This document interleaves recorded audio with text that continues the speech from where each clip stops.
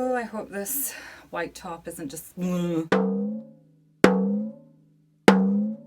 It's Movie Monday on Sophie Says What to Watch, and today I have ended up watching a little Netflix movie made last year called High Flying Bird. You want to get back on the court. And as your agent, I want to get you there. There are so many things I want to say about this movie. I don't even quite know where to begin. So it primarily is about a sports agent and his behind-the-scenes actions and dealings and his philosophies about life in basketball during an NBA lockout. You think these fools, these rich white dudes, gonna let these sexiest sport fall by the wayside? So he's representing rookies who are in a very interesting position during a lockout. I mean, nobody's in a great position, but maybe they're in the worst position of all. And specifically, everybody, him, the clients, most people in the movie, being black, there's a lot of philosophy and discussion about black people and about black people in basketball, about the game of... You see, I'm going to start getting into it. And all of these issues are going to be a lot better served by watching the movie than by listening to me.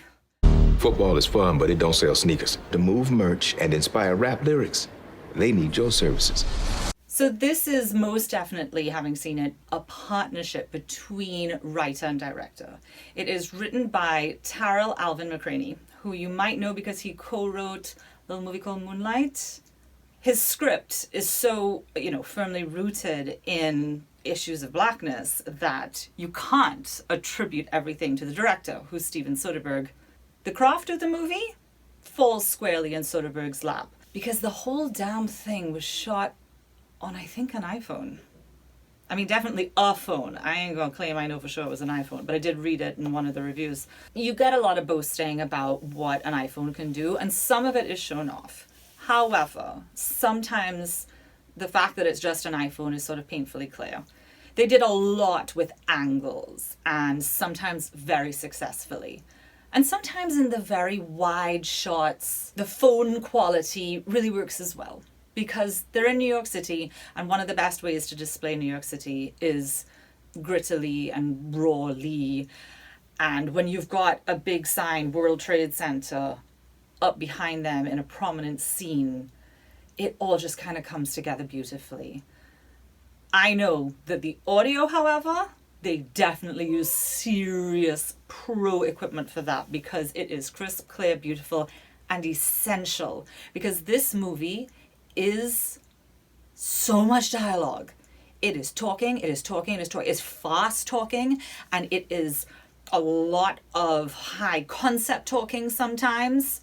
You gotta really hang on. I might even fully recommend that you put on subtitles, especially if you're somebody who's not already versed in one, basketball or sports management in general, and two, philosophy of black life, injustices to black people in the past, that sort of thing. If you're not, deep, well read on it, I'm going to get all the references.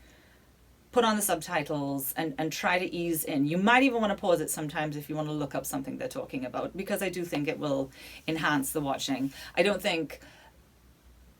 What am I trying to say? I'm trying to say that by pausing and looking it up, the rest of your experience in the movie would be enhanced, as opposed to, no, don't upset the flow.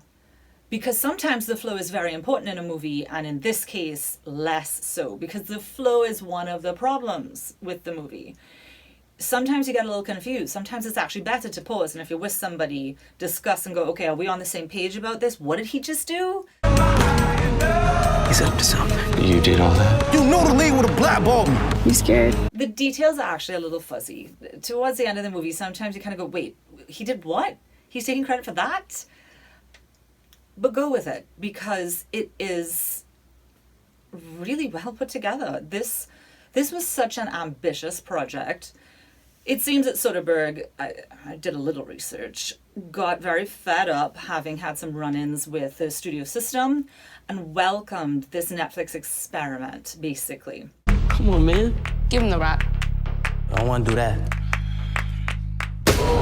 This is the matchup everyone's been dying to see. It was a super small budget, but Wow, I think a tremendous achievement and something to be studied for people who are interested in the craft of movie making. The actor who plays Ray, André. What you saw yesterday was just the beginning Oh man, this is getting crazy. of what could be a whole new industry. He's fantastic in his role. He does what the role needs, and it's a difficult role. But I have to say, sometimes, and this writer is also a writer for stage, so this makes sense, it seems like the central character is in a stage play, but the supporting characters, they know they're in a movie. I don't know if you'll agree with me. You'll just have to watch it and kind of see what I mean. I'm not sure how to explain that anymore. What you gonna do? But I'm about to pull up a chair. The supporting characters are exceptional. Exceptional.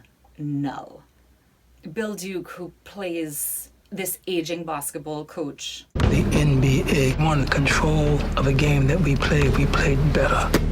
I will never forget his face. He's got an amazing face. In this, though, I think this is the most memorable I've ever seen him, and I am awed. There are 3 female characters in this movie who they're full. You know, nobody's a caricature. They're very different, and they're all so thoroughly impressive. We're at the height of the information era. We need a story. It is not for everyone. Like I said, it's a lot of dialogue, and I can picture a few people in my head who will turn it off after the first 10 minutes. They're not going to be able to handle it. But you know, for the groups of people who will be able to get into this, you might leave it profoundly affected and inspired, because even the things that this movie isn't 100% successful on are inspiring, because it makes you want to go out and do it better.